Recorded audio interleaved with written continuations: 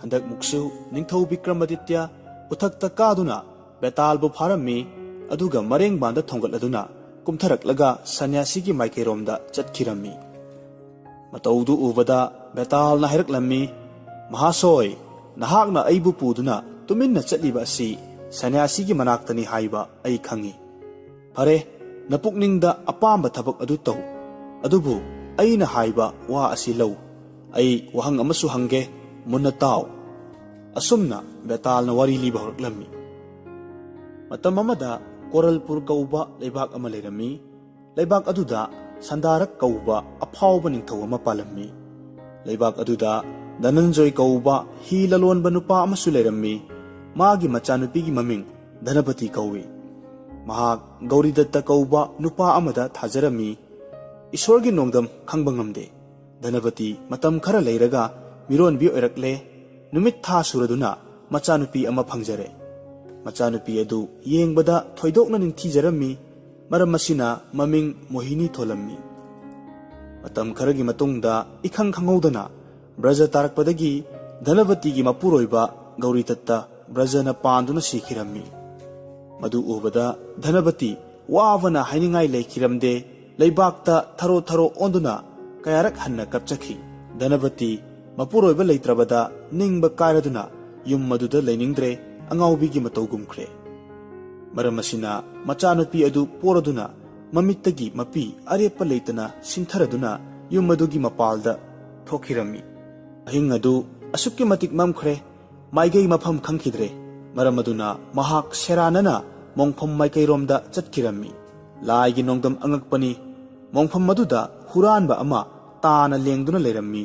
Adugumba mafam maduda changluduna Dhanavatina huranba adugi machada hek thenglammi. Maduda huranba adu yamnamak warammi aduga haraklammi. Vidhatana aigi awaba asi hena waw haina tamkramale. Khangle pumnamak asi vidhatagi nongdamni. Afaba fataba kayamuk nahanmuki mapokta tawrakpa karmagi pholni mina aibu wahanba natte. Wahising asi mathanta ngangjaraga Dhanavatigi mafamda haraklammi. Athengba ahing asida nupi oibi nahakna mongpham masida laklibadi karigino. Maram madu aingonda sengna tao. Dhanavatina amuk khumlaklammi aihak awabagi mairina deha asi chakthekladuna ichanupi pisaksi puduna arapa leibakta chachakhrage laklibani. Aigi asengba nangonda taklaga kari kanagadage. Aingonda hanglakliba nahakpu kanano. Huranba aduna amuk haraklammi aibudi phattaba mini aina tawjaba karmagi matungina hawjik taana lenglaba asi phawba siba ngamdaduna leiribani. Dhanavatina amuk khumlaklammi taana lenglaba phawba sidribadi karigino. Huranbana amuk haraklammi aihak sangsargi chatnabi yum panba luhongba khak tawdri. Maram aduna siraga iral ithomsing asi sinaningai leitri aduna siba ngamdraduna leiribani. Hawjik ai wa ama haige madu nangna yarabadi nangonda sana mohor lak ama piramge. Madudi nahaki nachanupi adu aingonda kanyadan tawbiro. Wadu tavada Dhanavati apambana sumatkiduna afafatta mina noknagadaba pumnamak wakhal tawkhidre. Lal adu pambana matungda kari tholakadage haiba karimata khankhidre. Maram aduna huranbana haibadu yarammi amasung hairaklammi nahaki sana adudi kadaida leirabage aingonda uhallu. Huranbana khumlaklammi aihak minamba wa haijaroi sana khongnang pambi ama horiba asigi makhongda tawthoktuna yengu. Ukhong aduda yenglubada sana mayam phanglammi. Aduna huranbada hairaklammi hawjikti ichanupi asi nangonda thajarabani. Adubu nahakti sikragani icha asidi macha amuk hanna uba phangjararoi. Aduna mahak macha mawa leitaba oiduna mapunsi asi wana lenba taredo. Matang asida huranbaduna amuk khumlaklammi. Matang asida huranbana amuk haraklammi nupi macha asina mapung phana chawraga magi haunabi ritu laklaba matamda kanagumba brahman macha amada sana lupa khara yamna piraga magi ritu palan tawhallu wasi hairamlaga huranba mathwai thakirammi. Lal fanglabada Dhanavati mathwai amna haraurami maram aduna mahak atopa leibak amaromda chatkirammi. Leibak aduda fajaraba phura dalan saduna machanupi adu yoktuna nungaina leikirammi. Machanupi adu nongma nongmagi asum chawraklammi ꯃꯆꯥꯅꯨꯄꯤꯅ ꯃꯄꯨꯡ ꯐꯥꯔꯛꯂꯒ ꯃꯃꯥꯒꯤ ꯃꯊ꯭ꯋꯥꯏ ꯍꯦꯟꯅ ꯋꯥꯔꯝꯃꯤ꯫ ꯃꯔꯝꯗꯤ ꯂꯜ ꯄꯥꯝꯕꯗꯒꯤ ꯃꯍꯥꯛ ꯇꯨꯡꯒꯤ ꯋꯥꯈꯜ ꯌꯦꯡꯍꯧꯗ꯭ꯔꯦ꯫ ꯃꯊ꯭ꯋꯥꯏꯒ ꯃꯥꯟꯅꯔꯕ ꯃꯆꯥꯅꯨꯄꯤꯕꯨ ꯍꯨꯔꯥꯟꯕ ꯑꯗꯨꯗ ꯊꯥꯖꯔꯨꯔꯦ꯫ ꯃꯁꯤ ꯈꯜꯂꯨꯕꯗ ꯙꯅꯄꯇꯤ ꯃꯊ꯭ꯋꯥꯏ ꯌꯥꯝꯅ ꯅꯨꯡꯉꯥꯏꯔꯝꯗꯦ, ꯃꯔꯝꯗꯤ ꯃꯆꯥꯅꯨꯄꯤ ꯑꯗꯨ ꯃꯊꯣꯠ ꯀꯥꯔꯛꯄꯒꯤ ꯍꯔꯥꯎ ꯅꯨꯡꯉꯥꯏꯕ ꯎꯕ ꯐꯪꯂꯝꯗꯦ꯫ ꯑꯗꯨꯕꯨ ꯁꯅꯥ ꯂꯨꯄꯥ ꯃꯌꯥꯝ ꯑꯗꯨ ꯎꯍꯟꯗꯨꯅ ꯃꯆꯥꯅꯨꯄꯤꯒꯤ ꯃꯄꯨꯛꯅꯤꯡ ꯐꯥꯖꯤꯟꯖꯔꯝꯃꯤ꯫ ꯃꯇꯧ ꯑꯁꯨꯝꯅ ꯂꯩꯔꯛꯄꯅ ꯃꯆꯥꯅꯨꯄꯤ ꯑꯗꯨ ꯃꯇꯝ ꯌꯧꯔꯛꯇꯨꯅ ꯃꯥꯒꯤ ꯍꯧꯅꯕꯤ ꯊꯥꯒꯤ ꯔꯤꯇꯨꯒꯤ ꯃꯇꯝ ꯑꯣꯏꯔꯛꯂꯝꯃꯤ꯫ ꯃꯇꯝ ꯑꯗꯨꯗ ꯔꯤꯇꯨ ꯑꯗꯨ ꯉꯥꯛꯄꯤꯅꯕ ꯂꯩꯇꯕꯅ ꯊꯣꯏꯅ ꯋꯥꯔꯝꯃꯤ꯫ ꯅꯨꯄꯤ ꯃꯆꯥ ꯑꯗꯨ ꯃꯇꯝ ꯄꯨꯝꯅꯃꯛꯇ ꯃꯇꯥꯁꯤꯡꯒ ꯂꯣꯏꯅꯅ ꯗꯂꯥꯟ ꯃꯊꯛꯇ ꯂꯩꯃꯤꯟꯅꯔꯝꯃꯤ꯫ ꯅꯣꯡꯃꯗꯤ ꯃꯈꯣꯏꯅ ꯂꯝꯕꯤꯔꯣꯝꯗ ꯑꯁꯨꯝ ꯌꯦꯡꯕ ꯃꯇꯝꯗ ꯕ꯭ꯔꯥꯍꯃꯟ ꯄꯥꯈꯪ ꯑꯃꯈꯛ ꯂꯝꯕꯤꯗ ꯃꯊꯟꯇ ꯆꯠꯄꯗꯨ ꯎꯔꯝꯃꯤ꯫ ꯕ꯭ꯔꯥꯍꯃꯟ ꯑꯗꯨꯕꯨ ꯃꯃꯥꯒꯤ ꯃꯅꯥꯛꯇ ꯀꯧꯕꯤꯔꯨꯅꯕ ꯅꯨꯄꯤ ꯃꯆꯥ ꯑꯗꯨꯅ ꯃꯇꯥꯁꯤꯡꯗ ꯍꯥꯏꯖꯔꯝꯃꯤ꯫ ꯃꯔꯝꯗꯤ ꯃꯃꯥꯅ ꯕ꯭ꯔꯥꯍꯃꯟ ꯑꯗꯨꯕꯨ ꯎꯔꯒ ꯍꯥꯏꯔꯛꯀꯗꯕ ꯋꯥ ꯑꯗꯨ ꯃꯆꯥꯅꯨꯄꯤ ꯑꯗꯨꯅ ꯈꯪꯂꯝꯃꯤ꯫ ꯋꯥ ꯑꯗꯨ ꯇꯥꯔꯕꯗ ꯃꯇꯥ ꯑꯗꯨꯅ ꯆꯠꯈꯤꯗꯨꯅ ꯕ꯭ꯔꯥꯍꯃꯟ ꯃꯆꯥ ꯑꯗꯨꯕꯨ ꯀꯧꯔꯝꯃꯤ, ꯑꯗꯨꯒ ꯃꯃꯥꯒꯤ ꯃꯅꯥꯛꯇ ꯄꯨꯔꯛꯂꯝꯃꯤ꯫ ꯙꯅꯄꯇꯤꯅ ꯕ꯭ꯔꯥꯍꯃꯟ ꯅꯍꯥ ꯑꯗꯨ ꯎꯕꯗ ꯍꯔꯥꯎꯅ ꯐꯤꯗꯥ ꯊꯥꯗꯨꯅ ꯐꯝꯍꯜꯂꯝꯃꯤ, ꯑꯗꯨꯒ ꯍꯥꯏꯔꯛꯂꯝꯃꯤ, "ꯏꯕꯨꯡꯉꯣ, ꯑꯩꯒꯤ ꯏꯆꯥꯅꯨꯄꯤ ꯑꯁꯤ ꯃꯥꯒꯤ ꯑꯍꯥꯟꯕ ꯔꯤꯇꯨ ꯂꯥꯛꯂꯦ꯫ ꯃꯔꯝ ꯑꯗꯨꯅ ꯅꯍꯥꯛꯅ ꯃꯥꯒꯤ ꯔꯤꯇꯨ ꯑꯁꯤ ꯉꯥꯛꯄꯤꯗꯨꯅ ꯃꯆꯥ ꯙꯔꯥ ꯑꯃꯇꯪ ꯐꯪꯍꯜꯂꯨ꯫ ꯃꯗꯨꯒꯤ ꯃꯅꯥ ꯑꯣꯏꯅ ꯅꯉꯣꯟꯗ ꯁꯅꯥ ꯃꯣꯍꯣꯔ 100 ꯁꯣꯏꯗꯅ ꯄꯤꯒꯅꯤ꯫ ꯉꯁꯤ ꯑꯍꯤꯡ ꯑꯁꯤ ꯅꯍꯥꯛꯄꯨ ꯅꯨꯄꯤ ꯃꯆꯥ ꯑꯁꯤꯅ ꯁꯦꯕꯥ ꯇꯧꯍꯜꯂꯨ." ꯋꯥ ꯑꯗꯨ ꯇꯥꯕꯗ ꯕ꯭ꯔꯥꯍꯃꯟ ꯃꯆꯥ ꯑꯗꯨ ꯍꯔꯥꯎꯅ ꯌꯥꯔꯝꯃꯤ꯫ ꯃꯊ꯭ꯋꯥꯏ ꯅꯨꯡꯉꯥꯏꯕꯁꯨ ꯍꯥꯏꯅꯤꯡꯉꯥꯏ ꯂꯩꯔꯝꯗꯦ꯫ ꯑꯗꯨꯅ ꯍꯥꯏꯔꯛꯂꯝꯃꯤ, "ꯑꯩꯍꯥꯛ ꯑꯍꯤꯡꯗ ꯃꯐꯝ ꯑꯁꯤꯗ ꯑꯃꯨꯛ ꯂꯥꯛꯆꯒꯦ꯫ ꯑꯌꯨꯛ ꯅꯨꯡꯊꯤꯟꯗꯤ ꯂꯩꯖꯔꯣꯏ." ꯋꯥ ꯑꯗꯨ ꯍꯥꯏꯔꯝꯂꯒ ꯕ꯭ꯔꯥꯍꯃꯟ ꯃꯆꯥ ꯑꯗꯨ ꯆꯠꯈꯤꯔꯝꯃꯤ꯫ ꯃꯌꯨꯝ ꯌꯧꯔꯒ ꯆꯥꯕ ꯊꯛꯄ ꯂꯣꯏꯔꯦ꯫ ꯅꯨꯃꯤꯠ ꯇꯥꯍꯟꯅꯤꯡꯕꯅ ꯅꯨꯃꯤꯠꯂꯣꯝꯗ ꯌꯦꯡꯂꯝꯃꯤ꯫ ꯋꯥꯅ ꯉꯥꯏꯔꯕ ꯃꯇꯨꯡꯗ ꯑꯉꯥꯟꯕ ꯆꯪꯈꯤꯗꯨꯅ ꯑꯃꯝꯕ ꯂꯥꯛꯂꯦ꯫ ꯊꯤꯟꯗꯅ ꯕ꯭ꯔꯥꯍꯃꯟ ꯑꯗꯨꯅ ꯅꯨꯄꯤ ꯃꯆꯥ ꯑꯗꯨꯒꯤ ꯃꯅꯥꯛꯇ ꯊꯨꯅ ꯌꯥꯡꯅ ꯌꯧꯈꯤꯔꯝꯃꯤ꯫ ꯅꯨꯄꯤ ꯃꯆꯥ ꯑꯗꯨꯁꯨ ꯕ꯭ꯔꯥꯍꯃꯟ ꯃꯆꯥ ꯑꯗꯨ ꯎꯕ ꯐꯪꯂꯕꯗ ꯃꯊ꯭ꯋꯥꯏ ꯌꯥꯝꯅ ꯍꯔꯥꯎꯖꯔꯝꯃꯤ꯫ ꯕꯦꯚꯥꯔꯒ ꯂꯣꯏꯅꯅ ꯃꯐꯝ ꯆꯥꯅ ꯐꯝꯍꯟꯗꯨꯅ ꯑꯆꯥ ꯑꯊꯛ ꯀꯌꯥ ꯄꯨꯊꯣꯛꯇꯨꯅ ꯁꯦꯕꯥ ꯇꯧꯖꯔꯝꯃꯤ꯫ ꯃꯅꯝ ꯅꯨꯡꯁꯤꯔꯕ ꯆꯟꯗꯟ ꯑꯃꯗꯤ ꯊꯥꯎ ꯄꯨꯊꯣꯔꯛꯇꯨꯅ ꯇꯩꯔꯝꯃꯤ꯫ ꯃꯃꯩꯊꯪꯗ ꯁꯅꯥ ꯃꯣꯍꯣꯔ 100 ꯂꯧꯊꯣꯛꯎꯗꯨꯅ ꯕ꯭ꯔꯥꯍꯃꯟ ꯑꯗꯨꯗ ꯗꯈꯤꯅꯥ ꯑꯣꯏꯅ ꯀꯠꯂꯝꯃꯤ꯫ ꯕ꯭ꯔꯥꯍꯃꯟ ꯑꯗꯨ ꯅꯨꯡꯉꯥꯏꯅ ꯑꯍꯤꯡ ꯑꯗꯨ ꯂꯦꯜꯂꯦ꯫ ꯅꯣꯡꯉꯥꯜꯂꯒ ꯃꯌꯨꯝꯗ ꯍꯟꯈꯤꯔꯝꯃꯤ꯫ ꯃꯇꯝ ꯈꯔ ꯂꯩꯔꯒ ꯕꯤꯙꯤꯒꯤ ꯅꯣꯡꯗꯝꯅ ꯃꯆꯥꯅꯨꯄꯤ ꯑꯗꯨ ꯃꯤꯔꯣꯟꯕꯤ ꯑꯣꯏꯈ꯭ꯔꯦ꯫ ꯃꯗꯨ ꯀꯅꯥꯗꯁꯨ ꯃꯈꯣꯏ ꯍꯥꯏꯗꯣꯛꯅꯈꯤꯗꯦ꯫ ꯃꯇꯧ ꯑꯁꯨꯝꯅ ꯂꯩꯔꯛꯄꯅ ꯒꯔꯚ ꯃꯄꯨꯡ ꯐꯥꯔꯗꯨꯅ ꯅꯨꯃꯤꯠ ꯊꯥ ꯆꯞ ꯆꯥꯅ ꯁꯨꯔꯗꯨꯅ ꯊꯣꯏꯗꯣꯛꯅ ꯆꯪꯈꯣꯜꯂꯕ ꯃꯄꯥꯔꯤ ꯑꯃ ꯐꯪꯖꯔꯝꯃꯤ꯫ ꯃꯆꯥꯒꯤ ꯃꯁꯛ ꯎꯕꯗ ꯃꯃꯥ ꯑꯣꯏꯔꯤꯕꯤ ꯅꯨꯄꯤ ꯃꯆꯥ ꯑꯗꯨ ꯍꯔꯥꯎꯖꯔꯝꯃꯤ꯫ ꯃꯇꯝ ꯑꯗꯨꯗ ꯃꯃꯥ ꯙꯅꯄꯇꯤꯅ ꯃꯆꯥꯅꯨꯄꯤꯗ ꯍꯥꯏꯔꯝꯃꯤ, "ꯏꯕꯦꯝꯃ, ꯏꯃꯥꯗꯤ ꯑꯋꯥ ꯅꯨꯡꯉꯥꯏ ꯌꯥꯅꯔꯦ꯫ ꯃꯔꯝꯗꯤ ꯑꯌꯥꯝꯕ ꯃꯤꯁꯤꯡꯅꯗꯤ ꯅꯍꯥꯛꯄꯨ ꯅꯄꯨꯔꯣꯏꯕ ꯂꯩꯇꯦ, ꯅꯌꯨꯝ ꯄꯥꯟꯗ꯭ꯔꯤ ꯍꯥꯏꯅ ꯈꯪꯅꯔꯤ꯫ ꯃꯔꯝ ꯑꯁꯤꯅ ꯅꯄꯨꯔꯣꯏꯕ ꯂꯩꯇꯅ ꯃꯆꯥ ꯄꯣꯛꯂꯦ ꯍꯥꯏꯅ ꯃꯌꯥꯝꯅ ꯍꯥꯏꯅꯈꯤꯒꯅꯤ꯫ ꯃꯁꯤꯗ ꯃꯤ ꯈꯪꯍꯟꯗꯅ ꯏꯃꯥ ꯏꯆꯥꯅ ꯀꯌా ꯀꯨꯏꯅ ꯂꯣꯠꯇꯨꯅ ꯂꯩꯕ ꯉꯝꯒꯅꯤ? ꯅꯣꯡꯃꯗꯤ ꯁꯣꯏꯗꯅ ꯃꯀꯥ ꯐꯣꯡꯂꯛꯀꯅꯤ꯫ ꯃꯇꯝ ꯑꯗꯨꯗ ꯃꯤꯅ ꯅꯪꯕꯨ ꯑꯣꯛꯇꯕꯤꯅꯤ ꯍꯥꯏꯅ ꯅꯣꯛꯅꯔꯛꯀꯅꯤ꯫ ꯃꯔꯝ ꯑꯁꯤꯅ ꯏꯃꯥꯅ ꯋꯥꯈꯜ ꯑꯃ ꯇꯧꯔꯤ꯫ ꯅꯍꯥꯛ ꯑꯃꯗꯤ ꯑꯩꯍꯥꯛꯅ ꯑꯉꯥꯡ ꯑꯁꯤ ꯌꯣꯛꯄ ꯃꯇꯤꯛ ꯆꯥꯗ꯭ꯔꯕꯅꯤ." ꯃꯃꯥꯒꯤ ꯋꯥꯗꯨ ꯇꯥꯕꯗ ꯃꯆꯥꯅꯨꯄꯤꯅ ꯍꯥꯏꯔꯛꯂꯝꯃꯤ, "ꯏꯃꯥ, ꯑꯩꯍꯥꯛ ꯏꯆꯥ ꯑꯁꯤꯒꯤꯗꯃꯛ ꯃꯤꯅ ꯇꯤꯟꯅꯕꯤꯗ꯭ꯔꯕꯁꯨ, ꯏꯊ꯭ꯋꯥꯏ ꯑꯁꯤ ꯃꯥꯡꯕ ꯇꯥꯔꯕꯁꯨ ꯏꯆꯥꯕꯨ ꯊꯥꯗꯣꯛꯆꯕ ꯉꯝꯖꯔꯣꯏ." ꯋꯥꯍꯩꯁꯤꯡ ꯑꯁꯤ ꯍꯥꯏꯅꯔꯝꯂꯒ ꯃꯃꯥ ꯃꯆꯥ ꯑꯍꯤꯡ ꯑꯗꯨ ꯋꯥꯈꯜ ꯅꯨꯡꯉꯥꯏꯇꯅ ꯇꯨꯝꯅꯈꯤꯔꯝꯃꯤ꯫ ꯃꯇꯝ ꯑꯗꯨꯗ ꯅꯨꯄꯤ ꯃꯆꯥ ꯑꯗꯨꯒꯤ ꯃꯃꯪꯗ ꯀꯅꯥꯒꯨꯝꯕ ꯑꯀꯤꯕꯒꯤ ꯁꯛꯇꯝ ꯄꯨꯕ, ꯈꯨꯖꯤꯟ ꯈꯨꯌꯥ ꯁꯥꯡꯅ ꯈꯥꯛꯄ, ꯃꯀꯣꯏ ꯃꯔꯥꯡ ꯆꯣꯝꯕ, ꯃꯈꯨꯠꯇ ꯇ꯭ꯔꯤꯁꯨꯜ ꯄꯥꯏꯕ, ꯃꯀꯣꯛꯇ ꯖꯇꯥ ꯄꯨꯕ ꯅꯤꯄꯥ ꯑꯃ ꯂꯥꯛꯂꯒ ꯃꯥꯒꯤ ꯃꯣꯟ ꯃꯅꯥꯛꯇ ꯐꯝꯂꯔꯒ ꯍꯥꯏꯔꯛꯂꯝꯃꯤ, "ꯅꯨꯄꯤ ꯃꯆꯥ, ꯅꯍꯥꯛ ꯑꯉꯥꯡ ꯑꯁꯤ ꯌꯣꯛꯄ ꯃꯇꯤꯛ ꯆꯥꯗꯦ꯫ ꯑꯉꯥꯡ ꯑꯁꯤ ꯃꯇꯤꯛ ꯃꯒꯨꯟ ꯂꯩꯕ ꯃꯤꯅꯤ꯫ ꯃꯍꯥꯛ ꯁꯣꯏꯗꯅ ꯂꯩꯕꯥꯛ ꯑꯁꯤꯒꯤ ꯅꯤꯡꯊꯧ ꯑꯣꯏꯔꯒꯗꯕꯅꯤ꯫ ꯑꯗꯨꯅ ꯃꯥꯕꯨ ꯅꯤꯡꯊꯧꯒꯤ ꯊꯣꯡꯖꯤꯟꯗ ꯊꯤꯟꯗꯅ ꯊꯝꯃꯨꯔꯣ꯫ ꯃꯗꯨ ꯑꯣꯏꯔꯕꯗꯤ ꯄꯨꯝꯅꯃꯛꯀꯤ ꯃꯪꯒꯣꯜ ꯑꯣꯏꯒꯅꯤ꯫ ꯑꯗꯨ ꯅꯠꯇ꯭ꯔꯕꯗꯤ ꯅꯍꯥꯛꯀꯤ ꯑꯋꯥꯕ ꯗꯁꯥ ꯌꯥꯝꯅ ꯂꯥꯛꯀꯅꯤ." ꯋꯥꯁꯤ ꯍꯥꯏꯔꯝꯂꯒ ꯅꯨꯄꯥ ꯑꯗꯨ ꯈꯪꯍꯧꯗꯅ ꯃꯥꯡꯈꯤꯔꯝꯃꯤ꯫ ꯅꯨꯄꯤ ꯃꯆꯥ ꯑꯗꯨ ꯃꯤꯀꯞ ꯊꯣꯛꯂꯛꯂꯝꯃꯤ, ꯑꯗꯨꯒ ꯃꯪꯒꯤ ꯋꯥ ꯑꯗꯨ ꯃꯃꯥꯗ ꯂꯣꯏꯅꯃꯛ ꯇꯝꯂꯝꯃꯤ꯫ "ꯑꯉꯥꯡ ꯑꯁꯤ ꯑꯩꯅ ꯌꯣꯛꯄ ꯃꯇꯤꯛ ꯑꯣꯏꯔꯣꯏꯗꯧꯔ ꯃꯥꯜꯂꯦ." ꯄꯨꯛꯅꯤꯡꯗ ꯆꯤꯡꯅꯕ ꯑꯃ ꯄꯣꯛꯂꯛꯂꯦ꯫ ꯃꯆꯥꯅꯨꯄꯤꯒꯤ ꯋꯥꯗꯨ ꯇꯥꯕꯗ ꯙꯅꯄꯇꯤ ꯅꯨꯡꯉꯥꯏꯔꯦ꯫ ꯃꯔꯝ ꯑꯗꯨꯅ ꯊꯤꯟꯗꯅ ꯀꯣꯔꯤꯒꯤ ꯁꯦꯝꯄꯥꯛ ꯑꯃꯗ ꯁꯅꯥ ꯂꯨꯄꯥ ꯀꯌꯥꯒ ꯂꯣꯏꯅꯅ ꯑꯉꯥꯡ ꯑꯗꯨ ꯍꯥꯞꯆꯤꯜꯂꯦ꯫ ꯑꯗꯨꯗꯒꯤ ꯂꯣꯟꯅ ꯑꯉꯥꯡ ꯑꯗꯨ ꯄꯨꯈꯤꯗꯨꯅ ꯅꯤꯡꯊꯧꯒꯤ ꯁꯅꯊꯣꯡꯗ ꯊꯝꯃꯨꯔꯝꯃꯤ꯫ ꯑꯍꯤꯡ ꯑꯗꯨ ꯃꯃꯩ ꯑꯣꯏꯔꯛꯂꯕꯗ ꯅꯤꯡꯊꯧ ꯅꯨꯡꯉꯥꯏꯅ ꯇꯨꯝꯂꯝꯃꯤ꯫ ꯃꯇꯝ ꯑꯗꯨꯗ ꯅꯤꯡꯊꯧꯒꯤ ꯃꯃꯪꯗ ꯑꯣꯏꯊꯣꯛꯇꯕ ꯃꯪ ꯑꯃꯈꯛ ꯎꯔꯝꯃꯤ꯫ ꯃꯗꯨꯗꯤ ꯃꯈꯨꯠ 10 ꯄꯥꯟꯕ ꯑꯀꯤꯕꯒꯤ ꯃꯥꯏꯊꯣꯡ ꯑꯣꯏꯔꯕ ꯃꯍꯥꯗꯦꯕꯒꯤ ꯃꯨꯔꯇꯤ ꯑꯃꯅ ꯏꯒꯨꯝꯅ ꯉꯥꯡꯂꯕ ꯐꯤ ꯁꯦꯠꯂꯤ꯫ ꯍꯛꯆꯥꯡ ꯑꯗꯨ ꯌꯥꯝꯅ ꯆꯥꯎ ꯁꯥꯡꯉꯤ, ꯀꯨꯆꯨꯅ ꯄꯤꯊ꯭ꯔꯥꯏꯒꯨꯝꯅ ꯂꯪꯉꯤ꯫ ꯃꯈꯨꯠꯇ ꯇ꯭ꯔꯤꯁꯨꯜ ꯑꯃ ꯄꯥꯏꯔꯒ ꯂꯥꯛꯇꯨꯅ ꯅꯤꯡꯊꯧꯗ ꯍꯥꯏꯔꯛꯂꯝꯃꯤ, "ꯃꯍꯥꯔꯥꯖ, ꯅꯍꯥꯛ ꯊꯨꯅ ꯍꯧꯒꯠꯂꯣ, ꯇꯨꯝꯕ ꯃꯇꯝ ꯅꯠꯇ꯭ꯔꯦ꯫ ꯅꯍꯥꯛꯀꯤ ꯑꯐꯕ ꯃꯇꯝ ꯊꯨꯡꯉꯔꯦ, ꯅꯄꯨꯛꯅꯤꯡꯒꯤ ꯑꯅꯤꯡꯕ ꯄꯨꯝꯕ ꯊꯨꯡꯂꯒꯅꯤ꯫ ꯍꯧꯖꯤꯛ ꯂꯥꯏ ꯒꯨꯔꯨꯒꯤ ꯑꯔꯥꯟ ꯈꯨꯕꯝ ꯐꯪꯂꯒꯅꯤ꯫ ꯍꯧꯖꯤꯛ ꯅꯍꯥꯛ ꯊꯤꯟꯗꯅ ꯃꯄꯥꯟꯒꯤ ꯁꯅꯊꯣꯡꯗ ꯆꯠꯇꯨꯅ ꯌꯦꯡꯉꯨꯆꯣ, ꯁꯅꯥ ꯂꯨꯄꯥ ꯀꯌꯥꯒ ꯂꯣꯏꯅꯅ ꯅꯄꯥꯔꯤ ꯑꯃ ꯐꯪꯖꯔꯒꯅꯤ꯫ ꯅꯍꯥꯛ ꯃꯗꯨ ꯆꯦꯛꯁꯤꯟꯅ ꯌꯣꯛ ꯊꯥꯛꯎ, ꯑꯗꯨꯒꯨꯝꯕ ꯅꯆꯥ ꯑꯗꯨꯅ ꯂꯩꯕꯥꯛ ꯑꯁꯤꯒꯤ ꯅꯤꯡꯊꯧꯔꯦꯜ ꯑꯣꯏꯒꯗꯧꯔꯤꯕꯅꯤ." ꯅꯤꯡꯊꯧ ꯋꯥ ꯑꯗꯨ ꯍꯦꯛ ꯇꯥꯔꯒ ꯃꯤꯀꯞ ꯈꯪꯊꯣꯛ ꯊꯣꯛꯈꯤ꯫ ꯃꯔꯝ ꯑꯗꯨꯅ ꯔꯥꯝ ꯔꯥꯝ ꯁꯣꯟꯗꯨꯅ ꯊꯨꯅ ꯍꯧꯒꯠꯂꯛꯂꯝꯃꯤ꯫ ꯃꯪꯒꯤ ꯋꯥꯗꯨ ꯅꯤꯡꯁꯤꯡꯗꯨꯅ ꯋꯥꯈꯜ ꯇꯧꯈꯤꯔꯝꯃꯤ꯫ ꯑꯗꯨꯗꯒꯤ ꯃꯄꯥꯟꯒꯤ ꯊꯣꯡꯂꯣꯝꯗ ꯍꯔꯥꯎꯅ ꯊꯣꯛꯂꯛꯂꯝꯃꯤ꯫ ꯃꯇꯝꯗꯨꯗ ꯁꯅꯥ ꯃꯣꯍꯣꯔ 1,000ꯒ ꯂꯣꯏꯅꯅ ꯑꯉꯥꯡ ꯑꯃ ꯂꯩꯔꯝꯕꯗꯨ ꯊꯦꯡꯅꯔꯝꯃꯤ꯫ ꯊꯤꯟꯗꯅ ꯑꯉꯥꯡ ꯑꯗꯨ ꯂꯧꯈꯠꯂꯒ ꯀꯣꯅꯨꯡ ꯃꯅꯨꯡꯗ ꯍꯔꯥꯎꯅ ꯆꯪꯈꯤꯔꯝꯃꯤ, ꯑꯗꯨꯒ ꯃꯍꯥꯔꯥꯅꯤꯗ ꯄꯤꯔꯝꯃꯤ꯫ ꯃꯍꯥꯔꯥꯅꯤ ꯃꯆꯥ ꯐꯪꯖꯔꯕꯗ ꯍꯔꯥꯎꯕꯅ ꯍꯥꯏꯅꯤꯡꯉꯥꯏ ꯂꯩꯔꯝꯗꯦ꯫ ꯔꯥꯅꯤꯅ ꯅꯤꯡꯊꯧꯗ ꯍꯪꯒꯠꯆꯔꯝꯃꯤ, "ꯁ꯭ꯔꯤꯖꯨꯠ ꯏꯕꯨꯡꯉꯣ, ꯍꯧꯖꯤꯛ ꯏꯆꯥꯒꯤ ꯃꯪꯒꯜ ꯑꯣꯏꯅꯕ ꯀꯔꯃ ꯄꯥꯡꯊꯣꯛꯁꯤ꯫ ꯄꯥꯔꯤ ꯑꯗꯨ ꯅꯅꯥꯏꯗ ꯁꯤꯟꯅꯕꯤꯔꯣ."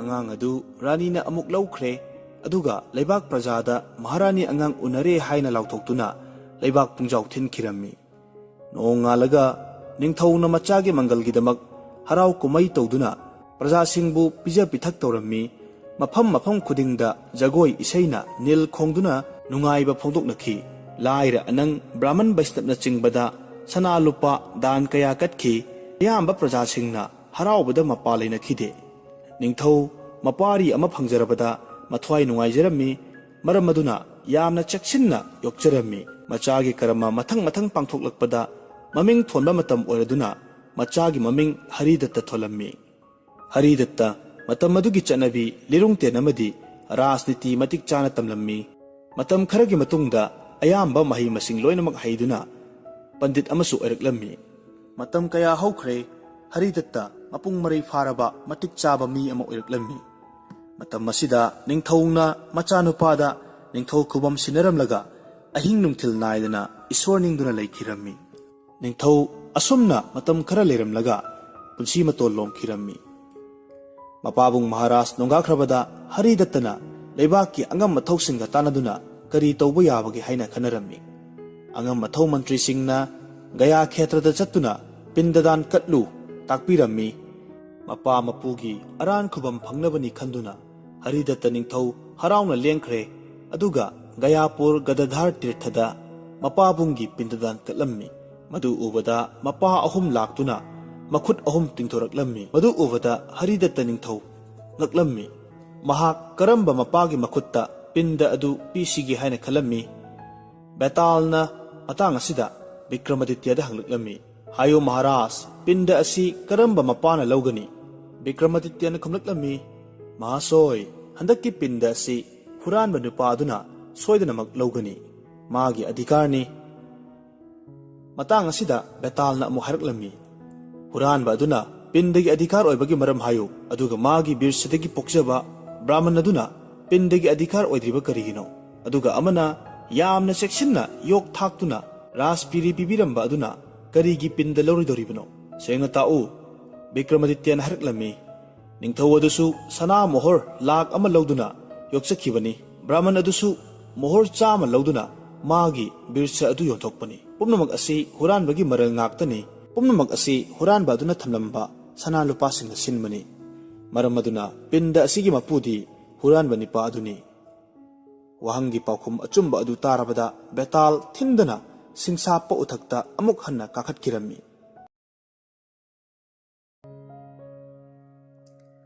ꯅꯤꯡꯊꯧ ꯕꯤꯀ꯭ꯔꯃꯥꯗꯤꯇ꯭ꯌ ꯎꯊꯛꯇ ꯀꯥꯈꯤꯔꯝꯃꯤ, ꯑꯗꯨꯒ ꯑꯁꯤꯕꯒꯤ ꯃꯁꯛ ꯑꯣꯏꯔꯕ ꯕꯦꯇꯥꯜꯕꯨ ꯐꯥꯔꯒ ꯃꯔꯦꯡꯕꯥꯟꯗ ꯊꯣꯡꯒꯠꯇꯨꯅ ꯀꯨꯝꯊꯔꯛꯂꯝꯃꯤ꯫ ꯁꯟꯅ꯭ꯌꯥꯁꯤꯒꯤ ꯃꯥꯏꯀꯩꯔꯣꯝꯗ ꯆꯠꯈꯤꯔꯝꯃꯤ꯫ ꯃꯇꯝ ꯑꯁꯤꯗ ꯕꯦꯇꯥꯜꯅ ꯕꯤꯀ꯭ꯔꯃꯥꯗꯤꯇ꯭ꯌꯗ ꯍꯥꯏꯔꯛꯂꯝꯃꯤ, "ꯃꯍꯥꯔꯥꯖ, ꯑꯩ ꯋꯥꯍꯪ ꯑꯃꯁꯨ ꯍꯪꯒꯦ, ꯃꯨꯟꯅ ꯇꯥꯎ꯫ ꯊꯥꯏꯅ ꯃꯃꯥꯡꯉꯩꯗ ꯕꯤꯁꯥꯜꯄꯨꯔꯤ ꯀꯧꯕ ꯁꯍꯔ ꯑꯃ ꯂꯩꯔꯝꯃꯤ꯫ ꯃꯐꯝ ꯑꯗꯨꯗ ꯕꯤꯄꯨꯂꯦꯁ꯭ꯋꯔ ꯀꯧꯕ ꯅꯤꯡꯊꯧ ꯑꯃ ꯄꯥꯜꯂꯝꯃꯤ꯫ ꯗꯟꯗꯠꯇ ꯀꯧꯕ ꯏꯅꯥꯛ ꯈꯨꯟꯕ ꯂꯂꯣꯟꯕ ꯅꯤꯄꯥ ꯑꯃꯁꯨ ꯂꯩꯔꯝꯃꯤ꯫ ꯃꯥꯒꯤ ꯃꯆꯥꯅꯨꯄꯤ ꯑꯅꯪꯒ ꯃꯟꯖꯨꯔꯤ ꯀꯧꯕꯤ ꯃꯁꯛ ꯃꯇꯧ ꯐꯖꯕꯤ ꯑꯃ ꯂꯩꯔꯝꯃꯤ꯫ ꯃꯅꯤꯂꯥꯜ ꯀꯧꯕ ꯑꯇꯣꯞꯄ ꯏꯅꯥꯛ ꯈꯨꯟꯕꯒꯤ ꯃꯆꯥꯅꯨꯄꯥ ꯑꯃꯁꯨ ꯂꯩ꯫ ꯃꯈꯣꯏ ꯑꯅꯤ ꯍꯥꯏꯕꯗꯤ ꯑꯅꯪꯒ ꯃꯟꯖꯨꯔꯤ ꯑꯃꯁꯨꯡ ꯃꯅꯤꯂꯥꯜ ꯂꯨꯍꯣꯡꯂꯝꯃꯤ꯫ ꯃꯇꯨꯡꯗ ꯅꯨꯃꯤꯠ ꯈꯔꯅꯤ ꯂꯩꯔꯒ ꯃꯅꯤꯂꯥꯜ ꯂꯂꯣꯟꯕ ꯃꯤꯔꯩꯕꯥꯛꯇ ꯆꯠꯈꯤꯔꯝꯃꯤ꯫ ꯃꯅꯤꯂꯥꯜ ꯂꯪꯐꯩꯗ ꯃꯇꯝ ꯀꯨꯏꯅ ꯂꯩꯈꯤꯔꯝꯃꯤ꯫ ꯑꯅꯪꯒ ꯃꯟꯖꯨꯔꯤ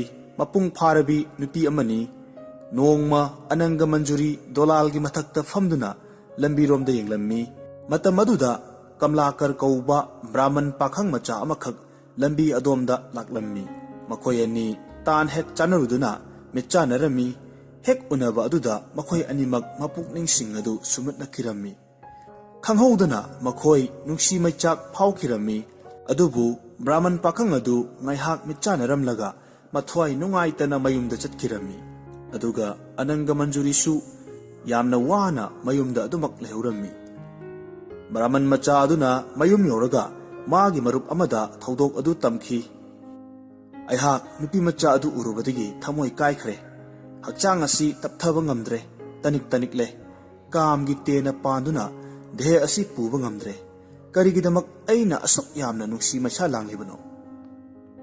ꯋꯥ ꯑꯗꯨ ꯇꯥꯕꯗ ꯃꯔꯨꯞ ꯑꯗꯨꯅ ꯕ꯭ꯔꯥꯍꯃꯟ ꯃꯆꯥ ꯑꯗꯨ ꯅꯤꯡꯊꯤꯅ ꯐꯝꯍꯜꯂꯝꯃꯤ꯫ ꯑꯗꯨꯒ ꯃꯅꯝ ꯅꯨꯡꯁꯤꯔꯕ ꯊꯥꯎꯅꯆꯤꯡꯕ ꯃꯁꯥꯗ ꯇꯩꯕꯤꯔꯝꯃꯤ꯫ ꯑꯗꯨꯒ ꯏꯪꯈ꯭ꯔꯕ ꯏꯁꯤꯡ ꯈꯔ ꯄꯨꯔꯛꯇꯨꯅ ꯄꯤꯔꯝꯃꯤ꯫ ꯑꯪꯒꯨꯔ ꯆꯟꯗꯣꯅꯆꯤꯡꯕ ꯄꯨꯔꯛꯇꯨꯅ ꯃꯁꯥꯗ ꯇꯩꯕꯤꯔꯝꯃꯤ, ꯊꯤꯟꯕꯤꯔꯝꯃꯤ꯫ ꯃꯗꯨ ꯑꯣꯏꯔꯕ ꯐꯥꯎꯕꯗ ꯕ꯭ꯔꯥꯍꯃꯟ ꯃꯆꯥ ꯑꯁꯤ ꯑꯃꯠꯇ ꯃꯁꯥ ꯑꯗꯨ ꯏꯪꯊꯕ ꯉꯝꯂꯝꯗꯦ꯫ ꯃꯁꯥ ꯑꯗꯨ ꯑꯍꯣꯏꯅꯅ ꯅꯨꯡꯁꯤ ꯃꯩꯆꯥꯛ ꯍꯦꯜꯂꯝꯃꯤ꯫ ꯀꯅꯥꯒꯤ ꯆꯟꯗꯟ ꯀꯔꯤꯃꯠꯇ ꯃꯉꯣꯟꯗ ꯀꯥꯟꯅꯈꯤꯗ꯭ꯔꯦ꯫ ꯀꯝꯂꯥꯀꯔ ꯆꯤꯡꯅꯕ ꯑꯃ ꯄꯣꯛꯂꯦ꯫ ꯑꯁꯨꯝꯅ ꯋꯥꯅ ꯈꯥꯡꯂꯝꯃꯤ꯫ ꯑꯁꯣꯝꯗꯁꯨ ꯑꯅꯪꯒ ꯃꯟꯖꯨꯔꯤ ꯑꯗꯨ ꯃꯁꯛ ꯐꯖꯈ꯭ꯔꯕ ꯕ꯭ꯔꯥꯍꯃꯟ ꯄꯥꯈꯪ ꯑꯗꯨ ꯎꯔꯨꯕꯗ ꯅꯨꯡꯁꯤ ꯃꯩꯆꯥꯛꯅ ꯃꯁꯥ ꯑꯗꯨ ꯑꯅꯥꯕꯒꯤ ꯃꯇꯧꯒꯨꯝ ꯑꯣꯏꯔꯝꯃꯤ꯫ ꯅꯨꯡꯁꯤ ꯃꯩꯁꯥ ꯈꯥꯡꯕ ꯋꯥꯔꯝꯃꯤ꯫ ꯋꯥꯈꯜ ꯃꯦꯜ ꯇꯥꯔꯝꯗꯦ꯫ ꯅꯨꯡꯁꯤ ꯃꯩꯆꯥꯛꯅ ꯍꯦꯟꯖꯤꯜꯂꯛꯇꯨꯅ ꯃꯊꯟꯇ ꯀꯥꯝ ꯀꯧꯕ ꯂꯥꯏꯕꯨ ꯅꯤꯟꯗꯥ ꯇꯧꯖꯔꯝꯃꯤ꯫ ꯍꯦ ꯀꯥꯝ ꯀꯧꯕ ꯂꯥꯏ, ꯅꯍꯥꯛ ꯑꯁꯤ ꯑꯣꯛꯅꯔꯕ ꯃꯤ ꯑꯗꯨꯗꯤ ꯑꯐ ꯐꯠꯇ ꯍꯦꯛ ꯈꯪꯗꯦ꯫ ꯃꯗꯨꯒꯤ ꯃꯍꯩꯅ ꯃꯤꯑꯣꯏꯕꯗ ꯇꯝꯊꯤꯔꯕ ꯑꯋꯥꯕ ꯑꯃ ꯍꯦꯛ ꯍꯦꯛ ꯄꯤ꯫ ꯅꯍꯥꯛ ꯑꯁꯤ ꯑꯣꯟꯊꯣꯛꯅ ꯊꯧꯖꯥꯜ ꯂꯩꯇꯦꯗꯀꯣ꯫ ꯏꯄꯨꯔꯣꯏꯕꯒ ꯀꯥꯏꯅꯕꯒꯤ ꯂꯥꯏꯕꯛ ꯊꯤꯔꯕꯤ ꯅꯨꯖꯥ ꯑꯩꯕꯨ ꯀꯥꯝ ꯅꯍꯥꯛꯅ ꯒ꯭ꯌꯥꯟ ꯃꯥꯡꯍꯟꯕꯤꯔꯦ꯫ ꯅꯍꯥꯛꯀꯤ ꯅꯨꯡꯁꯤꯒꯤ ꯇꯦꯟ ꯃꯉꯥꯅ ꯊꯥꯕꯤꯗꯨꯅ ꯊꯋꯥꯏ ꯑꯁꯤ ꯃꯥꯡꯕ ꯇꯥꯔꯦꯗꯀꯣ꯫ ꯍꯧꯖꯤꯛ ꯑꯩꯍꯥꯛ ꯄꯥꯝꯕꯩ ꯑꯃꯠꯇ ꯎꯗ꯭ꯔꯦ꯫ ꯑꯩꯕꯨ ꯃꯩꯆꯥꯛ ꯄꯤꯔꯒ ꯃꯁꯤꯗ ꯀꯥꯝ ꯀꯧꯕ ꯏꯁꯣꯔ ꯅꯍꯥꯛꯀꯤ ꯀꯔꯤ ꯇꯣꯡꯖꯕꯕꯨ ꯂꯩꯔꯤꯕꯒꯦ? ꯑꯁꯤꯒꯨꯝꯕ ꯃꯑꯣꯡ ꯑꯁꯤꯗ ꯁꯥꯎꯈꯤꯗꯨꯅ ꯁꯤꯕ ꯃꯍꯥꯗꯦꯕꯅ ꯃꯁꯥꯗ ꯎꯠ ꯇꯩꯁꯤꯟꯖꯈꯤ꯫ ꯑꯗꯨꯝ ꯑꯣꯏꯔꯕ ꯐꯥꯎꯕꯗ ꯂꯩꯅꯥ ꯑꯁꯤꯒꯤ ꯍꯤꯗꯥꯛꯇꯤ ꯊꯥꯗꯣꯛꯄ ꯉꯝꯈꯤꯗꯦ꯫ ꯋꯥꯈꯜꯁꯤꯡ ꯑꯁꯤ ꯈꯜꯂꯨꯔꯒ ꯑꯅꯪꯒ ꯃꯟꯖꯨꯔꯤ ꯃꯇꯥ ꯑꯃꯒꯤ ꯃꯐꯝꯗ ꯍꯥꯏꯖꯔꯛꯂꯝꯃꯤ꯫ ꯏꯇꯥ ꯆꯥꯟꯅꯕꯤ, ꯕ꯭ꯔꯥꯍꯃꯟ ꯃꯆꯥ ꯑꯗꯨꯕꯨ ꯃꯐꯝ ꯀꯗꯥꯏꯗ ꯂꯩꯔꯤꯒꯗꯒꯦ? ꯃꯥꯒꯤ ꯃꯁꯛ ꯑꯗꯨ ꯑꯩꯗꯤ ꯀꯥꯎꯕ ꯉꯝꯈꯤꯗ꯭ꯔꯦ꯫ ꯍꯧꯖꯤꯛ ꯃꯥꯒ ꯎꯅꯕ ꯐꯪꯗ꯭ꯔꯕꯗꯤ ꯑꯩꯍꯥꯛ ꯁꯣꯏꯗꯅꯃꯛ ꯄ꯭ꯔꯥꯟ ꯊꯥꯕ ꯇꯥꯔꯦ꯫ ꯋꯥꯗꯨ ꯇꯥꯕꯗ ꯃꯇꯥꯅ ꯍꯥꯏꯔꯛꯂꯝꯃꯤ, ꯏꯇꯥ, ꯅꯍꯥꯛ ꯀꯔꯤꯒꯤꯗꯃꯛ ꯑꯗꯨꯛ ꯐꯖꯗ꯭ꯔꯕ ꯅꯋꯥꯍꯩ ꯑꯗꯨ ꯍꯥꯏꯔꯤꯕꯅꯣ? ꯅꯍꯥꯛꯄꯨ ꯏꯀꯥꯏꯕ ꯍꯥꯏꯕꯗꯨ ꯈꯛ ꯌꯥꯎꯗ꯭ꯔꯕꯔꯥ? ꯑꯃꯛꯄ ꯂꯩꯇ꯭ꯔꯕ ꯄꯟꯊꯧꯒꯤ ꯃꯥꯏꯗ ꯐꯠꯇꯕ ꯀꯥꯂꯤ ꯇꯩꯍꯜꯂꯒꯦꯔꯥ? ꯁꯥꯒꯩ ꯅꯥꯇꯩ ꯃꯔꯨꯞ ꯃꯄꯥꯡꯁꯤꯡꯅ ꯊꯤꯅ ꯅꯣꯛꯅꯔꯒꯅꯤ꯫ ꯅꯍꯥ ꯑꯣꯏꯔꯤꯕꯤ ꯅꯍꯥꯛꯅ ꯅꯁꯥꯒꯤ ꯏꯖꯠ ꯄꯨꯝꯕ ꯃꯥꯡꯍꯜꯂꯒꯦꯔꯥ? ꯏꯁꯥꯕꯨ ꯃꯤꯅ ꯅꯤꯟꯗꯥ ꯇꯧꯍꯜꯂꯕꯗꯤ ꯏꯄꯥ ꯏꯄꯨ ꯂꯩꯈꯥ ꯇꯥꯔꯒꯅꯤ꯫ ꯅꯍꯥ ꯑꯣꯏꯕꯒꯤ ꯃꯌꯥꯏ ꯀꯥꯔꯛꯄ ꯑꯗꯨ ꯂꯥꯛꯁꯤꯟꯖꯕ ꯉꯝꯗ꯭ꯔꯕꯗꯤ ꯍꯌꯦꯡ ꯑꯍꯜ ꯑꯣꯏꯔꯕ ꯐꯥꯎꯕ ꯃꯤꯅ ꯊꯤꯅ ꯊꯤꯅ ꯉꯥꯡꯅꯕ ꯇꯣꯛꯂꯣꯏ꯫ ꯑꯅꯪꯒ ꯃꯟꯖꯨꯔꯤꯅ ꯑꯃꯨꯛ ꯈꯨꯝꯂꯛꯂꯝꯃꯤ, ꯏꯇꯥ, ꯑꯩꯍꯥꯛ ꯃꯗꯨ ꯈꯪꯅ ꯈꯪꯅ ꯒ꯭ꯌꯥꯟ ꯑꯁꯤ ꯃꯥꯡꯁꯤꯜꯂꯛꯂꯦ꯫ ꯅꯍꯥꯛꯅ ꯍꯥꯏꯔꯤꯕ ꯋꯥ ꯄꯨꯝꯕ ꯑꯆꯨꯝꯕ ꯉꯥꯛꯇꯅꯤ꯫ ꯑꯗꯨꯕꯨ ꯀꯥꯝ ꯀꯧꯕ ꯂꯥꯏꯒꯤ ꯃꯆꯤꯜ ꯇꯨꯝꯂꯕ ꯇꯦꯟꯅ ꯊꯥꯈꯤꯗꯨꯅ ꯃꯗꯨꯒꯤ ꯍꯨꯅ ꯆꯥꯛꯄ ꯃꯩꯁꯥ ꯈꯥꯡꯕꯗ ꯋꯥꯔꯦ꯫ ꯑꯩꯍꯥꯛ ꯋꯥꯈꯜ ꯉꯥꯎꯈꯤꯗꯨꯅ ꯑꯐ ꯐꯠꯇ ꯋꯥꯈꯜ ꯈꯪꯂꯛꯇ꯭ꯔꯦ꯫ ꯏꯇꯥ, ꯑꯩꯍꯥꯛ ꯃꯩꯔꯥꯟꯕꯤꯒꯤ ꯃꯇꯧꯒꯨꯝꯂꯦ꯫ ꯇꯤꯜꯅ ꯃꯌꯣꯟ ꯆꯤꯛꯊꯠꯂꯕ ꯎꯄꯥꯜꯕꯨ ꯀꯅꯥꯅ ꯀꯟꯒꯅꯤ? ꯅꯨꯡꯁꯤꯔꯕ ꯃꯍꯥꯛ ꯅꯠꯇꯅ ꯑꯩꯕꯨ ꯑꯋꯥꯕ ꯄꯣꯊꯥꯍꯟꯒꯗꯕ ꯀꯅꯥ ꯂꯩꯔꯤꯕꯒꯦ? ꯃꯇꯝ ꯑꯁꯤꯗ ꯕ꯭ꯔꯥꯍꯃꯟ ꯃꯆꯥ ꯑꯗꯨ ꯄꯨꯔꯛꯇꯨꯅ ꯄꯤꯕꯤꯗ꯭ꯔꯕ ꯁꯥꯒꯩ ꯖꯥꯠꯀꯤ ꯏꯀꯥꯏꯕ ꯑꯀꯤꯕ ꯄꯨꯝꯅꯃꯛ ꯊꯥꯗꯣꯛꯇꯨꯅ soidana aihak prana si thaba tare. Thawongdu urabada matana amuk hairaklammi. Ita madu oirabadi awaba thadoklo. Aihak soidana Brahman macha adu nahakkidamakta puraklage. Wasi hairamlaga mata adu atopa mathau amada mapukning amuk changkhirammi. Matana kaya thausadaba mawongdu ubada Ananga Manjuri ningba pumba kairaduna sirage haina chap yungna khalammi. Maramaduna thauri yalage haiduna thaurang tawruklammi. Matam madumaktada amuk hanna mata adu manakta laklammi. Ananga Manjuri gi thaurang adu ubada nakladuna hairaklammi. Karino ita nahakna tawribasibo. Aigi wa amukta takho. Aina soidana puraklage. Sikhiganu aina haribasini. Thauri adu matana munduna lauthuklammi. Adudagi Brahman macha adu kaurunaba chatkhirammi. Amaromda Kamlakarsu ningba thungdraduna lafula ama thaduna tumduna leirammi. Masa adudi manam nungsiba chandanna leiting. Masa pumnamak manam nungsiba chandanna leiting oiraduna ona thoina khanglammi. Matam aduda duty adu laktuna hairaklammi. Aihak Ananga Manjurina tharakpani. Nahakki wakhanda mahak ngauduna lehuribani. Duty dugi wa taraga Kamlakar na hairaklammi. Aigi dasa asisu mangonda thoklaboire. Duty na amuk khumlaklammi. Haujik atopa ama ngangduna matam manghanba kanadre. Aikhoina karigumba pantharabadi mahak sibana halanagani. Duty gi mawa tarabada Kamlakar thindana duty aduga loinana chatkhirammi. Asomda Ananga Manjuri matagi wahaidu tat oiraboi ningduna masa adu gyan manglaklammi. Maram asina taibangpan thadoklage haina khanjarammi. Hayeng mukki langonda Brahman macha adubu ipuroibo aina fangjige wakhal asi tauna Ananga Manjuri pran thakhirammi. Ananga Manjuri na sikraba matungda Brahman macha adu thunglarammi. Maduda mana nungsijarabi aduna masung langgidamak siramba adu ubada masa adu laifam khangdana maichak pirammi. Kaina maichak khangba ngamdraduna mahak Devi gi charanda changlaga prathana tawjarami.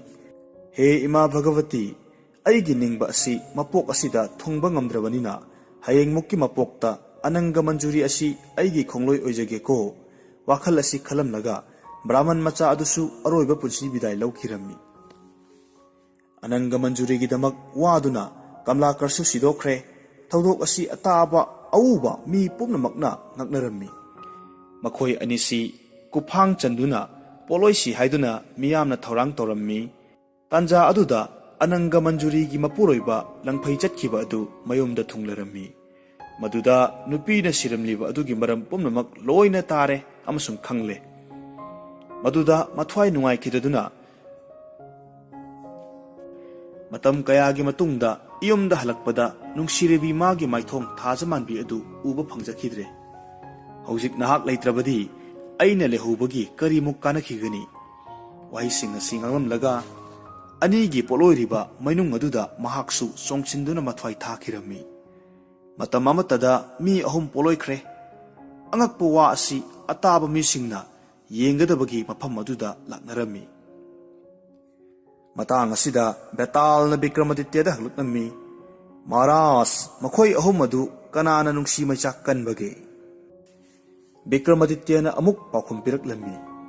Nupi macha adusu apam langda thukhiduna leibaki sagai gi ngai gi akiba ikaiba pumnamak thadokrabani. Atoppa nipa amagidamak mathwai thakrabani. Hiram pumnamak adu mapuroiba aduna khanglaba taraba amadi mamitmakna urabani. Adu maktada mahak karigumba asawba amata pokhide. Aduga nupi asigidamak mahak gyan pumnamak mangki. Aduna mapukningda chingnaba amadi awa ana leitana mathwai thadokpa ngamlibani. Maram asina aina hajaribasini nungsi maichak kanbasi mapuroiba aduna makhoi ani adudagi khara heli. Wahang adugi pakhum tarabada Betal pen khaduna amuk hanna singsapa pambigi mathakta kanna chenkhetkirammi. Ningthau Vikramaditya uthakta amuk kakhiduna yamna thuna Betalbu pharammi. Mareng banda thongatuna Betalbu sanyasigi maikaida puduna chatlammi. Matam maduda Betalna hairaklammi. Maharaj nahak tapthaba naijiba karigino hauzik aigi wahang amagi pakhum pikho madu natrabadi nahak khak chatpa yaroi asumna betal na wahang hangnabagidamagta wari liba horklami matam amada Chitragut leibakta Rupadatta kauba ningthau ama palammi ningthau asi yamna mapuk tappi dharma lei aduna taibangpan asida mahakki maming chatli laigi nongdamdagi nongma ningthau asi bonda saji tanba chatlammi maduda saji amatta thengnakhide ising khaurangbana khangba ngamduduna mahak ising thiraklammi matam aduda onthokna lukhraba pukhri ama thengnarami maduda thambalna kaya fazana satkhre ayamba isingi chekla singna iroiduna sanaba koimu singna thambal gi lahi chupkadabagi ngangduna koipai pairi yengbada pukning sumatningai masakni isurgi khujil angakpani matamaduda muni gi machanupi sak thoidokna ningthijarabi ama pukhri aduda mathanta ising sokke haibagi laklammi magi masak phajabagi sakta madu haiduna kanadre samna hairabada sangsargi sak phajabi haibaduna hek lairiba pumnamak adudagi mana khara thoirammi adugumbi sak ningthibi adu urubadagi ningthau adu aram khaurangba adu pumnamak kauthokhiduna mapukning adu tapthaba ngamlamde kanya adu magi singpul adu thunamak soknaga mayumda chatkhirami nupi macha adu udrabada ningthau lefam khanglamde aduna wakhal tawraduna Munigi ashramda nupi macha adugi matung induna thungkirammi aduga munigi charanda khurumjaraga makhut lonaduna haijarakhi Munidev nanai ehak Chitragut leibaki ningthau Rupadatta haibaduni saji tanba lakchabani maduda aram khaurangbana haksang asi sokthare numit takhare aigi lefam leitraduna munigi atithi oijege laklibani munina harauna phamnaba yathang pibirammi aduga hariklammi ngasi atithi gi seba phangjabasidi aigi ashramgi mangalni nupi hatpa brahman hatpa amasung san hatpa gi pap adu atithi seba ning thina tawjarabadi pap pumnamak koi hainai do ngasi aigi laibak phabana ningthau nahakpu atithi oina phangjabani asumna muni amasung ningthau wari sanarami wari asum sanabadagi muni na haraklammi Maharaj nahakna fattaba lamchat jiba hatpagi thabak tawribasi karigino tolaba saji adu halaga nahaki kari kanagadoribano migi mangnabasu tawjadaba bonda hanau chaduna lejaba jibani mabu kari dos liduna halibano jibabu nungsibaga manaba dharma amuk leitrabani jibada hingsa tawrabadi soidana norok tagani aduna hingsagi thabak thadokadabani munigi wadu tabada ningthau ikai jerami aduna haraklammi Munidev dharma adharma afafatagi wa khara amasu haibiyu munina amuk khumlaklammi aina khangba khara haige taw sangsarda dan ga manaba dharma atai leitrabani jiba pumnamak atma chap manai changjarakpa mibu ngamba makhai ngakpi ba haibasi athoiba dan tawbugumbani kiraduna changjaraklaba adudi isagi thawai mak kathoktuna mabu kannabu honagadabani ngakpi haibaga manaba atoppa lining tapasya leitrabani thaujandagi hena chanaba marup khak thiba phangloi ipot hundoklaga mipot pamba khak haunade adugumba mi sing adudi siraga jomga khak unaroi aduna Maharaj papi oiba mi sing adudi soidanamak norokta chatkigani ningthauna amuk khumlaklammi munina takpiba pumnamak achumba ngaktani matungdadi aihak fattaba thabak thadokjaragani ningthaugi mawa tarabada muni mapuk peladuna apamba bor amani yu haina takpirammi ningthauna amuk kumlaklammi Munidev kripa tawbirabadi nahaki kanya asi nanaida luhongbiro ningthaugi haijaba wadu munina yabiraduna haraklammi aigi ichanupi asi nahaki nanai nupi oijaro munigi athang phanglabada ningthau haraujarammi munina machanupi ningthauda bibha tawrammi ningthau ahing adu lele nongalabada magi nupiga loinana munidagi bidai lauraga sagol thauduna mareibak lomda laklammi makoina asum lakpada achikpa bon amada thunglarammi Matam madu nungthilgi saruk loikiduna sandhya matam iraklammi. Numit takiba aduda ningthau wakhal tawraklammi. Hauzik aikhoi kadaida chatlaga mafam kadaida leirugani. Wakhal ngaihak khallaga sagol adu upal amada punsillammi aduga makhoi animak uthak aduda kakhattuna leirammi. Tanja asida hingchaba ama mafam aduda laklammi. Masak adu akibagi mawongni. Maya chawkhraba angakpa hingchabani. Hingchaba adu ubada raja amasung kanya adu pakhatlammi. Hingchaba aduna ningthaugi manakta laklaga hairaklammi. Maharaj, nahaki nupi asi aina chaba tare.